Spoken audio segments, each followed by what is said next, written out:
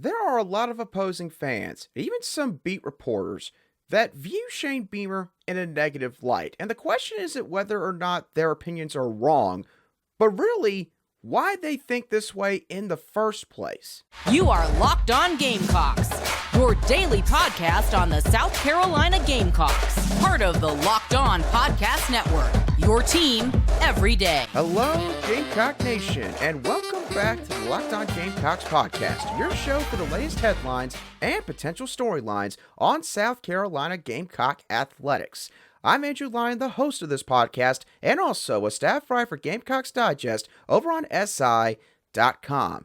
Thank y'all so much for making the Locked On Gamecocks podcast your first listen or watch here today. We are free and available both on YouTube and wherever you get your audio podcasts daily. Obviously, we all know how much South Carolina Gamecock fans love Shane Beamer. Love, obviously, what he's done on the football field, how he has ingratiated himself into the Columbia community, and what all he does for his players. But not everybody feels this way about Shane Beamer. And I'm particularly talking about opposing fans and even some beat reporters from other media circles that have some real negative feelings about Shane Beamer. And when listening to these people try to characterize Shane Beamer, it is clear that that group of people don't have Shane Beamer nailed down as a person and as a coach. Some of the things that other fans and beat reporters have said about Shane Beamer are as follows. He's a used car salesman. He acts like a petulant child. He is a dork. He is a goofball. He is corny.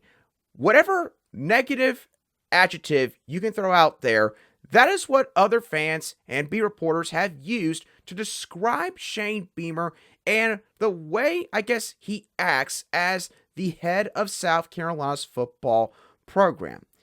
Now, the first question we're going to broach with this topic is this. Is there any validity to these comments, to these opinions that these people have? Well, personally, from what I've witnessed Shane Beamer do so far in his time in Columbia, what I'm sure many of you have seen him do, I don't think there's any validity to what these people say. If there's anything that you could poke at when it comes to Shane Beamer's personality, or I guess sort of the way that he acts as South Carolina's head football coach, there are times where Shane Beamer very much wears his emotions on his sleeves. And when he does that, depending on the situation, it allows for people to take his overall response to whatever the situation is completely out of context or basically overblow it. There's a couple of examples that we can go back to and refer. The Dow Loggins introductory press conference debacle, where basically Shane Beamer called out a bunch of the media members and said that you haven't talked to the people that I've talked to. It came off admittedly as somewhat condescending, and he also called out a couple of reporters by name and basically said that they were trying to almost, in a way, downgrade the hire. At least it seemed like they were. There were his find some joy comments after the Vanderbilt game in 2022, which obviously he did not mean for it to be taken a certain way. But once South Carolina lost to Florida the very next week, Shane Beamer eventually had to come back to these comments and clarify them to make sure that the fans understood that he was not trying to direct those comments towards them. There was the 105 stars comment from the Georgia press conference after the 2021 contest. Because somebody, I guess, asked, what all happened or why did he feel like the game got away from them that night? And that was plainly what he thought. Georgia just had more talent. And then, of course, there were the JV comments that he made about the Fan, the upstate radio station up in the upstate of South Carolina, regarding their reporting on Garrett Riley and potentially any pursuit that South Carolina may have had when it came to the offensive-minded coach.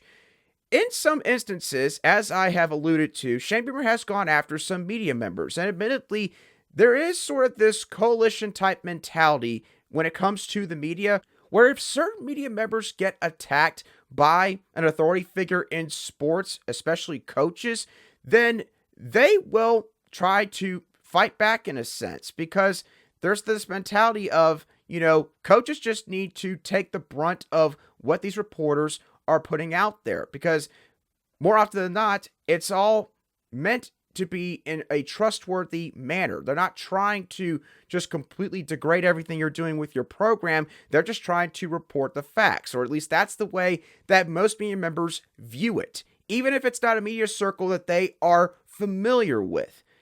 You could definitely take that and relate that to what all happened with the Fan back in this off season. So besides Shane Beamer's emotionally charged moments that he has on certain occasions, why is it that some people, opposing fans and again, beat reporters alike, view him in such a negative manner? Well, there's a few different things that I can think of here. Right now, Shane Beamer coaches for a program in South Carolina that historically has been disrespected greatly by the regional and national media. And obviously, a lot of that South Carolina has brought on themselves, partly because they've not been very successful throughout their football program's history. But Shane Beamer is the first head football coach in a good while. You could probably include Steve Spurrier in this conversation as well. But you know that Shane Beamer is one of the few that this program has ever had where he does not take crap off of any reporter that tries to demean the football program. He has no problem keeping receipts, basically recalling things that have been said about his program at an earlier date, especially if it was negative, and bringing it back up to said people or referring to it at a press conference when South Carolina has had some success. Obviously, people don't like to be made out like they are stupid, especially media members, analysts, pundits, people who do this kind of stuff for a living and who love to be right, which, admittedly, a lot of us like to be right. So, that's going to rub some people the wrong way in the media space. The other thing is, Shane Beamer goes against the grain of being the typical cookie-cutter type coach that we see in football. He uses the word love a lot around his football program, regarding his players especially. He always tries to find the bright side of things, even in light of bad circumstances. He has had plenty of moments where he has held back tears, quite literally, when talking about his team after a game has ended, especially usually games that have a really good ending, but also games like the Gator Bowl from the 2022 season, where, it hurt him that group was never going to be coming back together as one whole unit ever again after that night. So what does all of that lead to? Well, it leads to the fact that, quite frankly, there's a lot of people out there in college football that have no idea how to describe Shane Beamer to other people. So, because they don't know how to describe him, they basically lean on lazy, generic verbiage in place of what you could say about him, which is that Shane Beamer is a family man. Shane Beamer is clearly a player's coach. Shane Beamer is a true coach's coach. He looks after his assistant coaches on his staff. Sometimes Gamecock fans might feel like he looks after them a little bit too much, but nonetheless, he is somebody that makes sure that his assistants are taken care of. He's a great in-game adjuster, mid-season adjuster, if you will, as well. He is self-motivated. He is personable. He talks to everybody in the football operations building.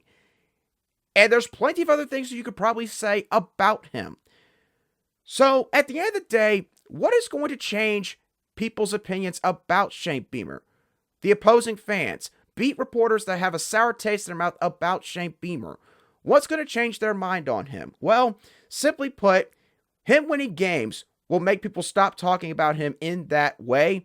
And eventually, hopefully this does not happen, but if he gets beat up enough by opposing fans and eventually maybe national reporters, he could end up becoming more robotic at pressers, which for people like me and quite honestly anybody that pays attention to these kind of press conferences, it would suck because we want him to be genuine. We want these head coaches to be genuine, but if we're going to ask that, then certain media members out there cannot be criticizing these coaches whenever they are being themselves.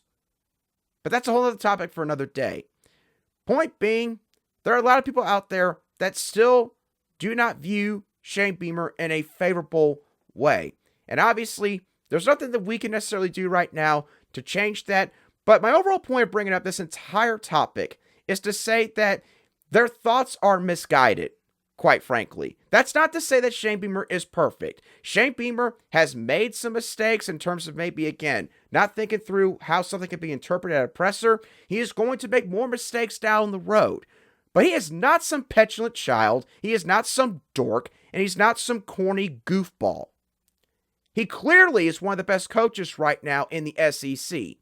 One of the best. And if he continues to progress on the football field like he has in his first 2 years in Columbia, he's going to be viewed as one of the best in this conference and also one of the best in all college football. He comes from a great pedigree in the sport. He didn't stumble his way to this job. Some people outside the state need a real harsh reminder of that from time to time. Don't be afraid to give it to them if you know people like that. But anyways, let's get away from that topic. I'm going to be talking with Locked On Tar Heels host Isaac Schade in just a couple of moments. We'll be discussing the upcoming matchup in 2023 between South Carolina and North Carolina. What makes Drake Maye a good quarterback for the Tar Heels? What are his thoughts about this game possibly not happening as often due to the future changes the SEC scheduling model is going to have? We'll dive into all of that and more in just a couple moments right here on Locked On Gamecocks. But first, today's show is brought to you by FanDuel. Baseball season is obviously in full swing, and there's no better place to get in on the action than FanDuel. Because if you're a new customer that joins FanDuel today, you can get a no-sweat first bet up to $1,000. That's up to $1,000 back in bonus bets if your first bet doesn't win. The Cincinnati Reds, I gotta be honest, they are on an absolute tear right now in the National League. I believe they are still currently the division leaders in the National League Central Division. Elly De La Cruz, he's probably the runaway favorite right now to win the Rookie of the Year, at least in the National League, and maybe if not all of Major League Baseball if they got such an award. If you want to put some money down a prop bet like that or any other prop bet, don't miss your chance to snag a no-sweat first bet up to $1,000 when you join FanDuel today. Just go to FanDuel.com/lockedon to sign up. FanDuel is the official betting partner of Major League Baseball.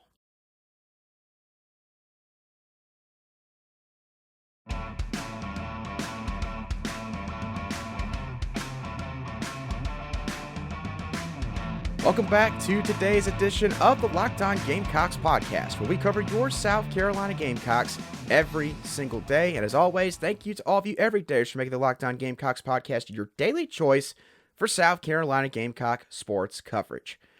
I've talked with a lot of SEC-related hosts from the Locked On Podcast Network, but for today's show and today's interview, we're going to branch out a little bit, and we're going to go over into ACC territory and discuss South Carolina's Week 1 matchup with Locked On Tar Heels host Isaac Schade. Isaac, welcome to the show, man. Thanks, Andrew. So good to be here, bringing all the Carolinas together. I'm here for it. Yeah, without a doubt. Certainly one of the more underrated matchups that takes place in college football and college sports as a whole. Something that, personally, I would like to see happen more often. I'm sure that maybe there's some North Carolina fans that feel the same on their end. But, this year that is going to take place. And when it comes to the football series between both of these programs, Isaac, it's been a pretty close battle, honestly, between both of these schools. Each of the past 3 matchups have taken place in Bank of America Stadium, where this year's matchup has taken place. 3 of the past 5 matchups have been decided by 6 points or less. 2019 sort of kick-started the second run for Mac Brown up there in Chapel Hill. Sam Howell bursting onto the national scene with a big win over South Carolina. Sort of, in my opinion, was the first signal that the Will Muschamp era was going to come to an end sooner rather than later. And then 2021, South Carolina got some longly awaited revenge against Sam Howell and the Tar Heels. So, Isaac, what have your overall thoughts been on this series and some of the past few matchups that have taken place? I'm right with you, Andrew. I mean, it has been close. I mean, we won't look that out beyond that. The Gamecocks have won like 7 of the last 9 in the series. We'll just kind of push that aside, or 13 of the last 19. Digging in to the series, but it has been. You're right. Like I believe if my counting is right, and I passed kindergarten, so I think I got it right. This is the 56th matchup, but it's pretty close head to head. The Tar Heels, thank you very much, do have the slight lead, 35-20, and I think 4 ties overall. And but I'm with you. I wish this matchup could happen. I love it at Bank of America. I think that neutral site location is a lot of fun. Can get both fan bases in there in big numbers. I do think campus games are always fun. So if it was a regular thing, I would love to see it head to the campuses and like home and homes. But man, the way football scheduling goes these days, basketball schedule. I mean, everybody's schedules are just changing in such a way that unfortunately I don't think it will be too much of a regular thing, but I think it legitimately is really good for both programs. I love it, just like you said from the 2019 game. I love it kickstarting the season. I think that's awesome. Our matchup, my friend, should be the premier matchup of week 1. Yeah, without a doubt. I'm going to go ahead and say right now, Isaac, I think that College Game Day is going to cover the game because you look at that Saturday, there are some other matchups throughout the entire weekend, but people forget LSU and Florida State, I believe, is taking place on Sunday, and I think Clemson plays at Duke, weirdly enough, on Monday night on Labor Day. And so South Carolina, North Carolina, that's going to be the biggest game, I think, that Saturday night. So without a doubt, I think there's going to be a lot of national coverage for a lot of reasons because of all the headlines going into this one. And, Isaac, you mentioned that you wish that this game took place more often. Of course, I sympathize with you on that. But unfortunately, it might occur at a lesser rate in just a couple years because the SEC, obviously, for now, they're still at 8 games, but there's a lot of push. That's been a thing. Yeah, no, it has been a thing. They seem like they're getting closer to a decision. Then it's like, we'll kick the can down the road for another year. But it seems like inevitably a 9-game schedule is going to come to the SEC. So, Isaac, how do you feel about the prospect of, maybe this game doesn't happen anywhere near as much because the Gamecocks, they're going to be playing Clemson. That's 10 really tough games right there. And for South Carolina, I'm not going to hint that they're going to run away from maybe some extra competition, but it would certainly maybe handicap them compared to the rest of their SEC counterparts in that scenario. I completely agree with you, Andrew, because I mean, there's a couple things to it, both the competitive side of it and filling out your bye games. Like you have to have games in which you can get backups or inexperienced players in the football game. And if literally every game is SEC or completely high level competition, you don't have opportunities to do that unless you're playing Vandy, right? And so, right. Like, I think it, like people always try to blow up Notre Dame, like, oh, look at us. We're the only team that never play, whatever. You need moments to get your younger, inexperienced guys in, and you need moments to fill out the season ticket package. And that's not going to be able to happen if you're going to have Clemson every year, depending on if Clemson stays in the ACC or not, which is a whole other conversation. Fair.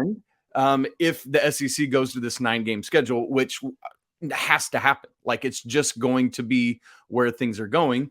And then you need, I mean, that's 10 games right there. You need a couple against inferior opponents to catch your breath, try some stuff, and get guys in. So, maybe we could pull it off every 5 years or so. But even then, I don't know if that's doable in the new way of things, unless you expand the total number of games you're playing, which I don't think they should for these young college men. No, yeah, I think it's already ridiculous that, some of the best teams in the country now, they're going to have to play 16, 17 games, just about almost an NFL slate of games if they want to just win a national title. And, you bring up a great point about Clemson, because if, hey, the Tigers do join the SEC, then maybe that changes this conversation a little bit. Maybe North Carolina is sort of the first opponent where South Carolina goes, okay, if we schedule a 10th Power 5 opponent on the schedule, North Carolina will be the very first one on top of that list. I certainly think that would be the case. But, Isaac, let's get back to this 2023 matchup. Obviously, again, a lot of headlines. You got Drake Maye versus Spencer Rattler. You got to battle the Carolinas. And it's week 1, so admittedly, there's not a humongous slate of games to choose from. But this one certainly has got a lot of appeal to it. What are your initial thoughts overall regarding this matchup? It's the kind of thing where I'm both excited that it's week 1 and wish it could be a couple weeks later, because like that's what you just said. Spencer Rattler versus Drake Maye, just two electric quarterbacks that I think is going to light it up. And so from that regard, it's phenomenal. On the North Carolina side of things, we do project to be an older, more mature team this year. And so that's good. Like this time last year, we didn't even know Drake Maye was going to be the starting quarterback, right? And so you have that component to it. But I wish that each team had a couple weeks to get their sea legs up under them and then have this matchup in Bank of America, just a nice like mid-season break from conference play or whatever it would be. But it is a great opportunity for both programs to find out where are we at right out of the gate this season. Like that, you talked about that 2019 matchup. I think Carolina folks were excited about Sam Howell, but didn't quite know what they had in him. Folks were excited to have Mac Brown back, but didn't quite know, like, does he still have it or is he over the hill? You know, those kind of things. Yeah. And so with this specific matchup, I expect it to just be a lot of fun, up and down the field kind of thing. We can talk about North Carolina's defense, which wait, they have one, right? And so,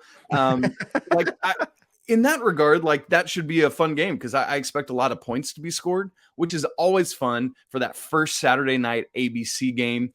And can't wait to see what happens with it. Yeah, no, and it definitely has a different feel sort of compared to, say, 2 matchups ago where, again, it was, Mac Brown's homecoming, I guess, to Chapel Hill. Again, Will Muschamp was kind of trying to save his tenure at South Carolina, and of course, that inevitably did not end up working out in his favor. And now it's kind of, I don't want to say a complete role reversal, but now sort of Mac Brown, there's questions on how much longer is he going to be around in Chapel Hill? Does he have a year, 2 years left? And then Shane Beamer, it's like, okay, South Carolina's gotten some big nationally recognizable wins. Can you continue that now? Can you maintain that level of play? Definitely a lot of things to watch heading into the 2023 season with this Week 1 matchup. Isaac Schade and I are going to continue discussing North Carolina's side of things heading into 2023. What is it about Drake Maye that makes him so good? What's going on with that defense over there in Chapel Hill? And we'll touch on that and more in just a moment. Welcome back to today's edition of the Locked On Gamecocks podcast. Continuing our conversation here with Locked On Tar Heels host Isaac Schade. Isaac, we've talked about Drake Maye a couple of times already, so let's dive into the skill set that this kid has. Obviously, a lot of people probably would have expected that North Carolina maybe would have had just a slight drop off from Sam Howell, just purely because Sam Howell was a really good quarterback in that Phil Longo air raid offense up there in that powder blue. But Drake Maye has somehow seemingly exceeded that play in just one season. So what is it that makes Drake Maye so good at the quarterback position?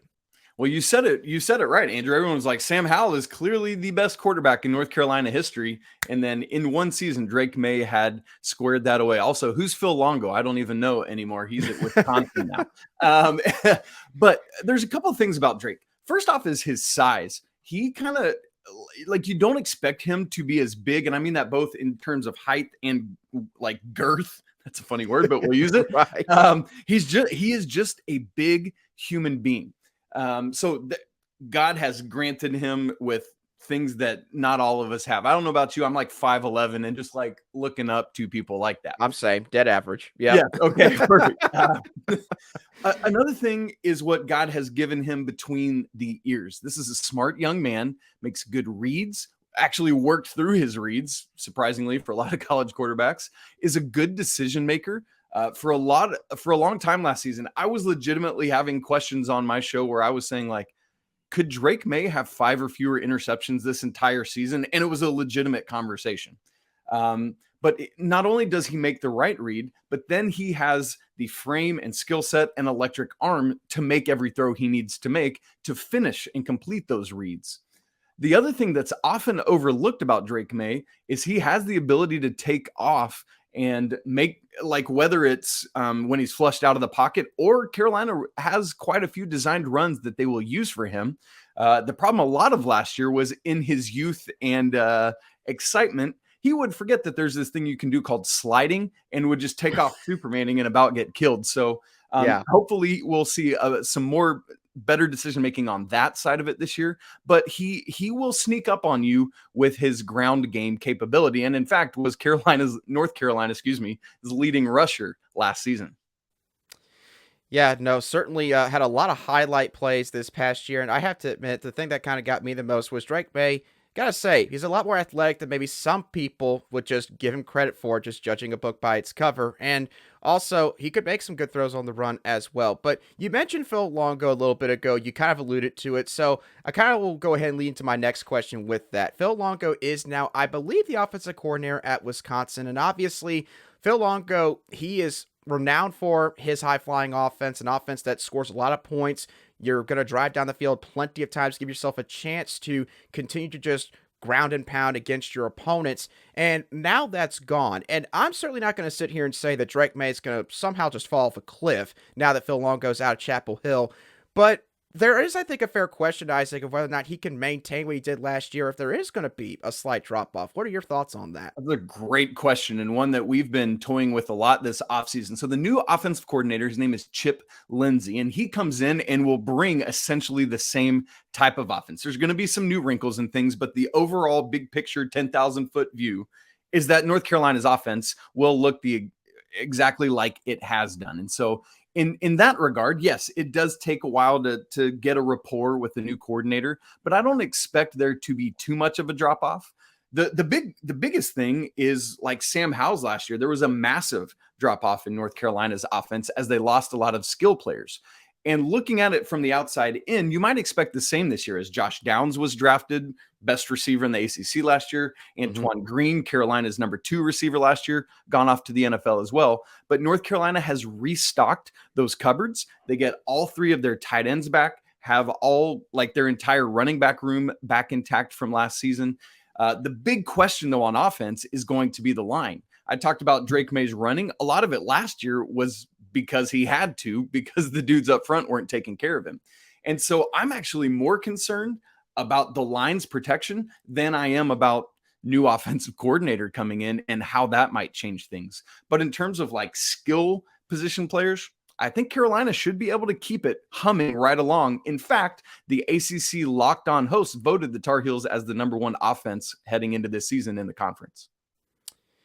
Yeah, and with Drake Maye's athleticism, you mentioned all the tight ends coming back, all the running backs coming back. Excuse me. It kind of sounds like that maybe this is North Carolina offense that runs the football even a little bit more this year, just to take advantage of all the experience you got right there in the box. Certainly, it doesn't hurt Drake Maye in terms of what all he's got coming back for this upcoming season. Isaac, let's shift gears and talk about the other side of the ball, which I know that for North Carolina's case, maybe you don't want to talk about defense, but it has to be brought up when it comes to games like this.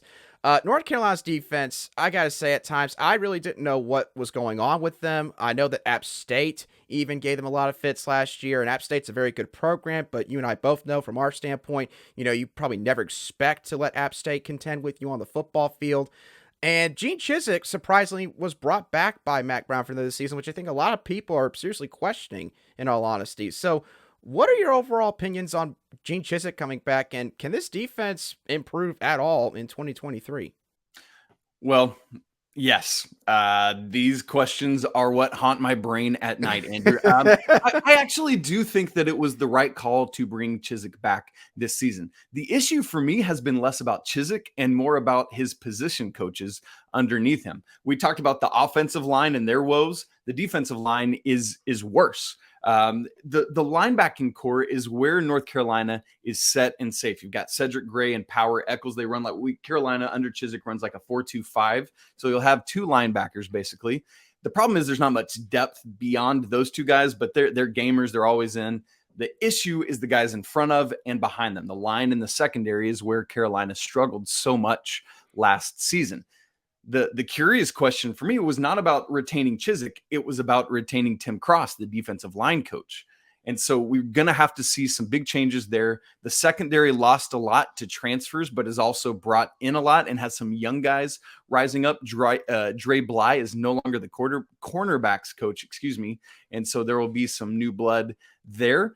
And so there is this thing of this is just Chizik's second year back in North Carolina. And so you do wonder about fit and scheme and other guys last year as they tried to figure out who fit where under this new scheme. So I'm really curious to see what happens this year. There's good talk from the coaching staff, but that's what happens every year in June, right? And so we just wait to see if North Carolina can avoid having to outscore every opponent again. I talked about how the ACC Locked On hosts voted North Carolina's offense number 1 in the conference, that defense number 12 out of 14. Yikes.